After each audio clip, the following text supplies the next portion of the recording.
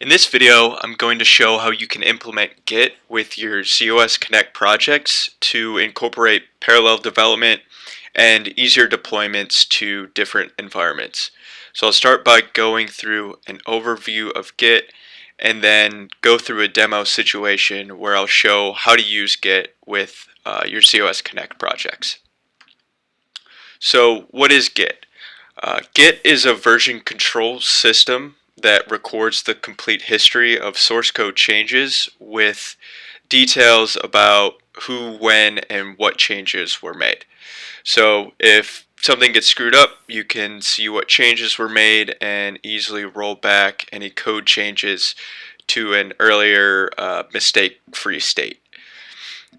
Git also supports distributed parallel development, and what that means is that multiple developers can access the same project, create their own copy of the project on their local workstation, and can all work on the project at the same time without affecting each other's work. And then with Git, developers can also sync or merge their changes into a centralized Git hosted repository where other people can see their changes and incorporate it into their version. It makes it more productive for developers because they can work on separate code features simultaneously and easily share the work that they've done. And then finally, Git can run on any platform, Mac, Windows, Linux, and even z/OS, and Git can store any language it wants. So in short, Git is a version control system that can run anywhere and lets developers organize projects and work in parallel. So you probably saw on the diagram in the previous slide that projects are stored on a Git host. There's a lot of Git hosts like GitHub, GitLab, and Bitbucket, with GitHub being the most popular provider. So what are these Git hosts? Git hosts are just a web-based service that stores a Git repository in a central location that can be accessed by anyone. And since it's hosted on the web, multiple developers can access it and pull code to their local machine. Git hosts hold the source of truth, which means it's the main repository that developers will pull and push their code to and from. You can see in this picture there's a GitHub repository with assembler and COBOL code. So multiple people could access this repository and pull the code to their local workstation and then make any changes they want. And then using Git can push those changes back up to this centralized GitHub repository where others can see those changes. Git hosts also allow you to better manage your projects because you can review any code changes to make sure there are no issues and then approve merges into your Git hosted repository. And you can also easily track what changes have been made, who made the changes, and when they made them. So Git and Git hosts work together, but there can sometimes be confusion between the two. So Git is software installed on your local machine that uses command line tools to track changes to a local Git repository. And then Git hosts store Git repositories in a central web-based location so more people can easily access it. So the local repository that developers use on their local workstation is just nothing but a clone of the Git hosted central repository. So basically, Git hosts are a web-based hosting service for Git repositories. So that's Git hosts. Okay, so how do you use Git? I'm going to go through real quick the process of creating or cloning a Git repository in your local workstation and then putting that repository on a Git host. So Git has a command line interface, and you'll type the Git commands from a terminal within the repository directory, and all the commands you'll see are executed in that same directory. And the boxes that I'll show are what stages the code will go through. So to start, if you have a local directory with files that you would like to turn into a Git repository, you'll use the git init command. So through your terminal, you'll navigate to that directory and use the git init command to create a new Git repository that will include all the files and code in that directory. And then alternatively, if there's an existing Git repository on a Git host that has all the code and files you need in it, then you'll use a git clone to clone that Git repository onto your local workstation.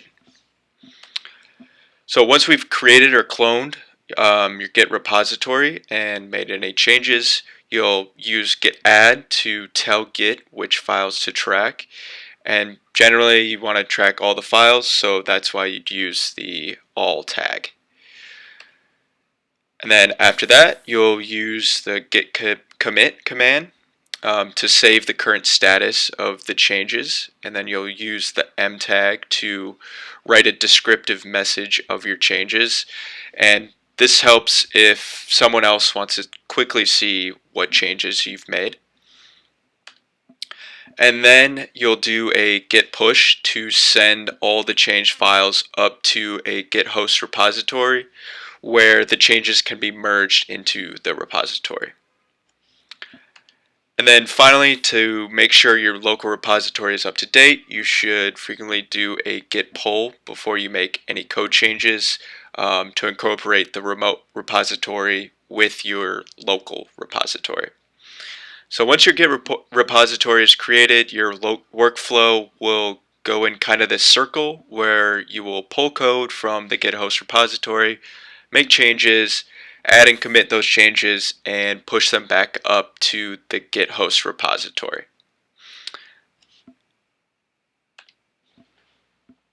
Alright, an important feature of Git is its branching capability. Branching means you diverge from the master repository of development and continue to do work without messing with that master repository. So when you want to add a new feature to a COS Connect service or API, you can create a new branch to capture those changes without interfering with the master branch, which means you can work on the changes in parallel with other people without having to wait for other people's code to be checked in. Branching also makes it harder for unstable code to get merged into the master repository because it gives you the chance to check the changes before merging it into your master repository. So let's look at an example. I have my master branch where my production code is stored. This is the master copy, so it's the code that has been tested and is working properly. But let's say I want to add features to some COS Connect services. To do that, I can create a test branch that is a copy of that master branch. So I'm pulling the code from the master branch into the test branch. Then let's say I want multiple developers to work on adding features to COS Connect services. To do that, I can create a development branch and create multiple branches from there using a git pull so that multiple people can work on changes at the same time. So developer 1 could be working on a new feature, so he creates a new branch from development, adds a feature, and merges it with the development branch repository. At the same time as developer 1, developer 2 can also be working on adding a feature to a COS Connect service, so they'll also pull the source code from the development branch repository. They can then add their features by frequently making commits to their feature 2 branch, and then eventually developer 2 will want to merge his changes up into the development branch repository. But before we can do this, since developer 1 merged their changes into the development branch first, developer 2 needs to pull that updated code into his branch. So developer 2 will pull in those changes that developer 1 made and merge with their changes. After those changes have been merged, developer 2 can push all their changes up to the development branch repository. So this is an example of parallel development. Both developers were able to work on their COS Connect service feature changes at the same time and easily merge their changes together.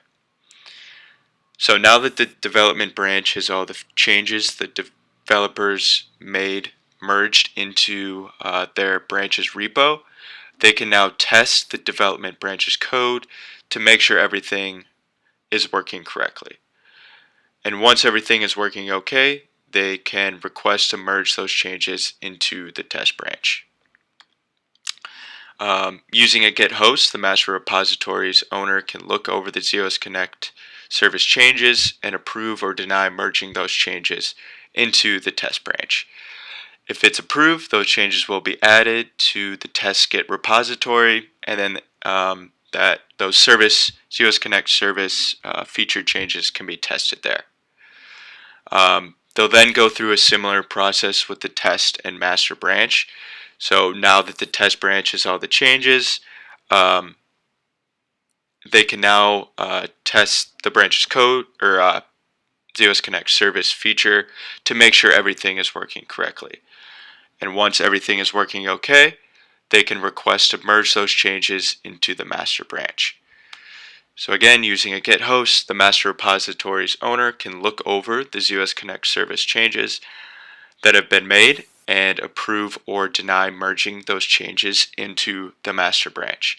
And if it's approved, those changes will be added to the master Git repository, and the z/OS Connect service feature changes can be tested there.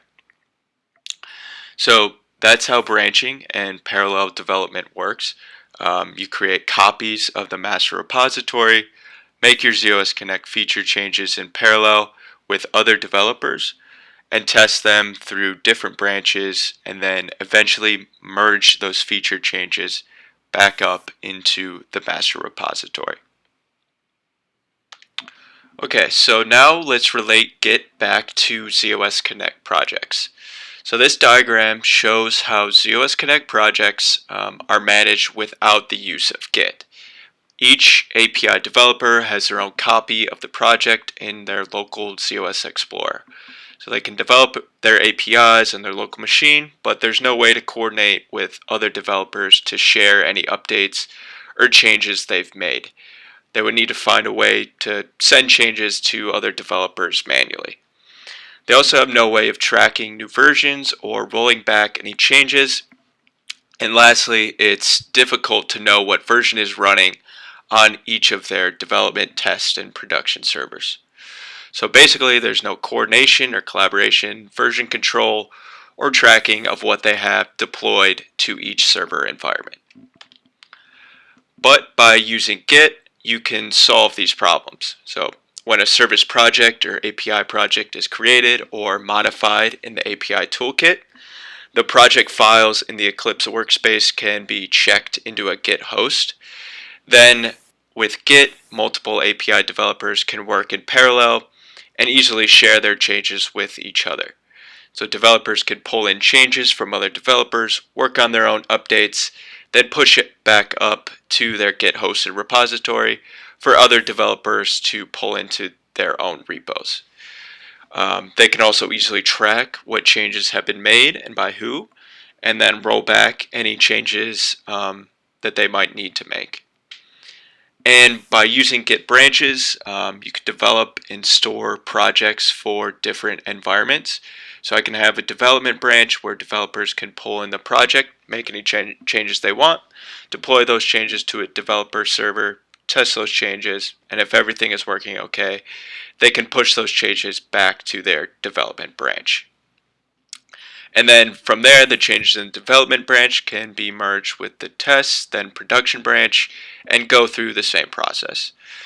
And then along the way, if any of the updates to the z/OS Connect projects don't pass testing or cause a bug, then they can be easily rolled back to a previous working version. Alright, so now I'm going to go through a demo of how you can create a setup like this diagram.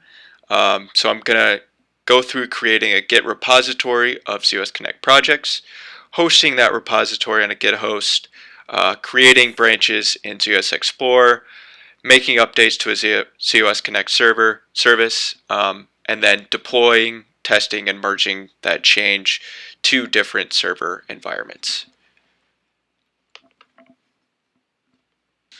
Alright, so in z/OS Explorer, I have my z/OS Connect project set up.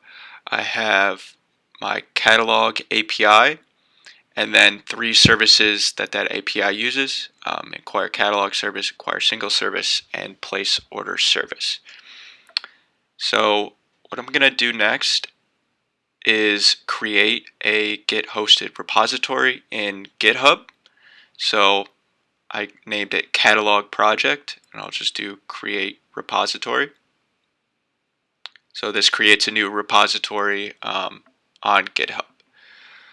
Then next, I'm going to want to see where my z/OS Connect project is stored on my local laptop. So I can look at the top of z/OS Explorer and see that it is in my test workspace.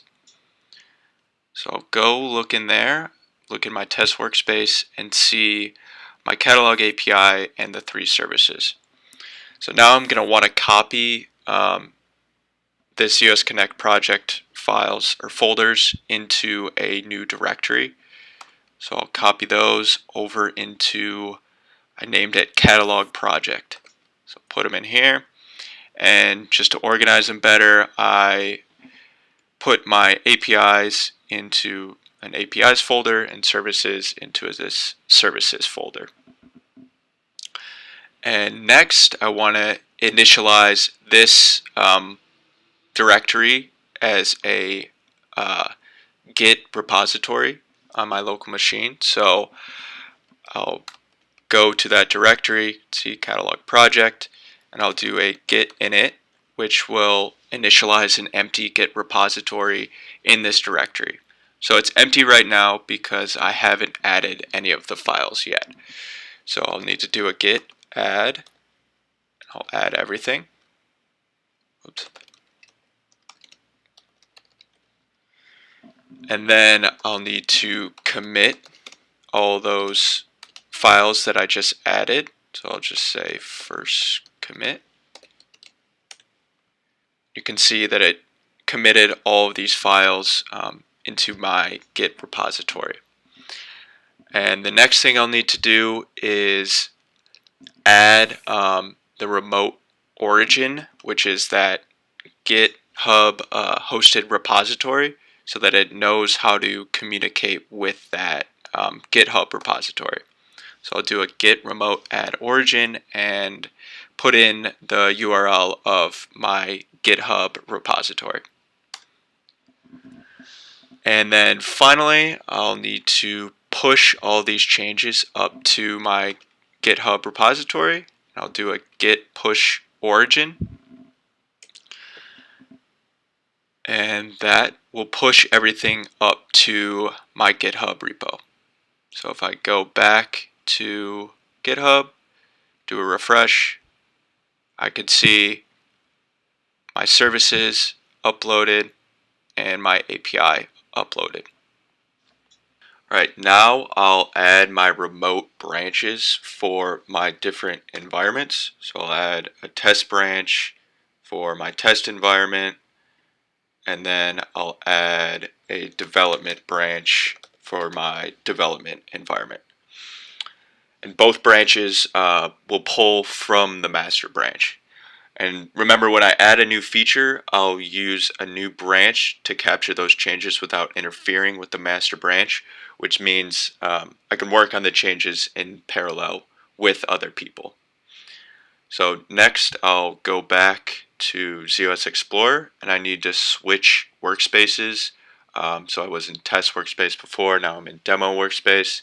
And the reason for this is when I clone that Git repository that I just made, it doesn't interfere with the ones I had in my previous workspace. Alright, so now I can use the Git plugin and switch to the Git perspective. And now we want to clone that Git repo into my z/OS Explorer workspace. So I'll do clone a Git repository, and it's auto-filled there, but if I go into GitHub, I can open this up and copy the GitHub URL and paste it into here. So we have that. Select next. Um, and we do want, so here's remote tracking. So here's the development test and the default master branch. So we do want to have remote tracking, so we'll keep those checked. Select next. Make sure to select import all existing Eclipse projects so that it will pull in um, the ZOS Connect API and services. We'll select finish. Now if we expand this out, you can see my catalog API and my 3 services.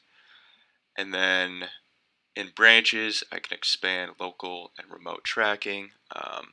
These sections show you the different branches of your Git repository. And in Git, the main branch is usually named master. So the branches under the local section are available on your local machine. And the branches under the remote section are available on the remote Git server, which is GitHub. So in the local section, you need to make sure to check which one you have checked out. So the master branch has a check on it, which means the master branch is currently checked out. So when you look at the source code, you're looking at the source code in the master branch. Okay, so my remote GitHub repository has been cloned down into my local ZOS Explorer. And what I want to do now is add a new field to my Inquire single service to be used by my catalog API. And to add this field, I first want to create a new local branch so that the changes I make don't affect the master repository. And I also want to add this field and test it through my different environments, which are development, test, and then eventually my production environment. So I'll start by checking out my remote development branch, and I'll check it out as a new local branch. Select finish. So I can see I have my new local development branch. So this creates a development branch in my local ZOS Explorer, and then since other developers may be adding features to this development branch, I'll check out a new local branch from that development branch and call it feature 1. Select finish. So in this feature 1 branch is where I'll want to make my update in. So before I add a field to my Inquire single service to be used by my catalog API, I'm going to go in, switch to my ZOS Connect servers view, and test that the API deployed in my dev environment is working correctly. So I'll open it up using Swagger, expand it out, and this is the path that the API takes to that Inquire single service. So I'll expand it and test that it's working right using item 20, try it out, and I'll see these are all the fields that the Inquire single service is returning from my catalog API. And I want to add a new field in here. So to do that, I'm going to expand out my Inquire single service, go into its properties, and I'll edit this Inquire single response service interface. So open it up, and I'll check this on single order field. This is the field that I want to add. So I'll check that, and I'll save it. Close it out. And then I'll deploy this new service to my development environment. Switch to dev. Check update existing services. Select OK. It's deployed successfully. Select OK. Go back into Swagger, and I'll test it again that my API was able to get that field added. And I can see here, yep, on single order is returning a value of 50. Okay, so now that I've tested that on single order field is working in my development environment, I'll want to add that change back up into my development branch so that other developers can pull in this field that I added to their local workstation. So first I'll need to export the SAR file, and I'm just going to put it in my Inquire Single Service folder and overwrite the one that's already in there. Select OK. And now to add that change of adding that field back up into my Git repository, I'll need to switch to Git staging. Here you can see these are the unstaged changes, the service interface that we changed, and the SAR file. So I'll add them. I'll add all those changes, and then I'll need to commit them up into my repository. So I'll add a little message, added on single order field, and I'll commit and push that change. So this will commit and push it up into my feature branch. Log in. You can see added on single order field, and it's committing to my feature branch. So we'll close that. Now I'll need to go into GitHub to merge this feature one change, the added field that I added, and merge it into my development branch. So do a compare and pull request. I'll switch it to development, so it's going to merge this feature one change, which was that on single order field, and merge it into my development branch. Do a create pull request and merge pull request. Confirm merge. So it was successful. It was merged into my development branch, and since I don't need this feature one branch anymore, I can just delete the branch. Okay, so we know that this on single order field in my catalog API is working in my development environment, and now we're going to want to move that into our test environment. So I'm going to open up my test environment, open up the catalog API, close out of these ones, and again I'm going to test. This is the path for accessing my Inquire Single Service. I'm going to test it in my test environment. You can see here's again the fields, but it's missing the on single order. So I'm going to go through a similar process where I merge the development branch into my test branch. So I'm going to go to code. You can see development had recent pushes 3 minutes ago. I'm going to merge the changes in development into my test branch. I'm going to create pull request, merge pull request, confirm merge, and so now development branch has been merged into my test branch. So I'll switch back to ZOS Explorer, and I'm going to want to pull this test branch, check it out as a new local branch in ZOS Explorer. Select finish. You can see now I'm on the test branch, test local branch in ZOS Explorer. Now I need to do a git pull to pull in the changes from that test branch. So all the changes, you can see the add updated on single order field from development and test. So I'm going to pull those in. And now I'll look at the service properties file for Inquire Single. Look at the service interface, and I can see that the on single order field is checked. So now I'm going to deploy that change to my test environment. Select deploy, switch to my test environment, update the existing service there, select OK, deployed successfully.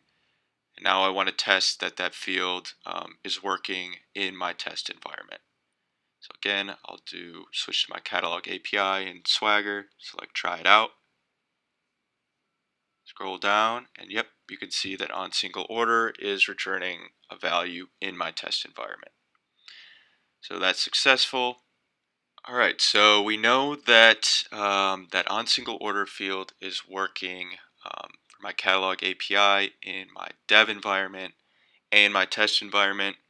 So finally, we need to go through a similar process to add that on single order field in my production environment.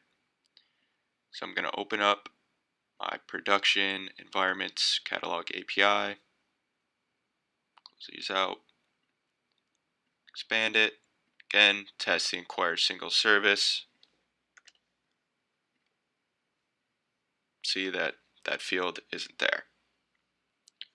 Again, we're going to go back into GitHub, code, do a compare and pull request. So this is going to pull that change from test into my master production environment, or branch. So I'll do create pull request. You can see here's all the commits that are going to be merged into my master branch. Confirm that merge. Okay, we're going to switch back to ZOS Explorer, switch to my master branch in my local ZOS Explorer, and do a git pull of those changes. So it's going to pull those changes into my local ZOS Explorer. Here you can see all the changes. I'm going to close and open up my service properties file for my inquire single service. And you can see that the on single order field is checked for my inquire single response service interface. And so now we're going to deploy those changes to my production environment. Switch to production, update the existing services, OK, deployed successfully. So now let's check that it's working properly, that the on single order field is returning a value. And yep, it is. So the on single order field is working now in my production environment. And I want to point out that this is just an example showing how to deploy and test ZOS Connect artifacts to different environments using the Eclipse API Toolkit. In real life, when deploying to your production environment and the test environment too, there should be an automated pipeline in place that would use the ZOS Connect build toolkit to build the service and API archive files, and then they'd use a Zoe CLI or drop-ins to deploy to your different environments. This is because production deployers probably won't want to use the Eclipse API toolkit on their local workstation. So again, the production and test deployments were examples of a manual process, but that process should be automated using a pipeline. So to recap what we've done, we created a Git repository of my ZOS Connect project and hosted that Git repository on GitHub. We then created development and test branches that correlated to my development and test environments. And then in my development branch, I added a field to a service and deployed and tested that field in my dev environment. And then once we tested that it worked in that dev environment, I was able to easily merge that added field into my test branch and deploy the updated service to my test environment and then test that it worked in there too. And then finally, I again merged the updated service into my master or production environment and then tested it there. So by using Git with my ZOS Connect project, other developers can now easily pull the updated service into their workstation. And while I was going through adding that field, other developers could have been working on the project at the same time too. And as I was updating and testing my service in each of the different environments, if the service didn't work or caused a bug, then with Git, I could easily roll back to a previous version of the service. So that's all I have. Hopefully, this video will help you incorporate Git with your ZOS Connect projects. Thank you for watching.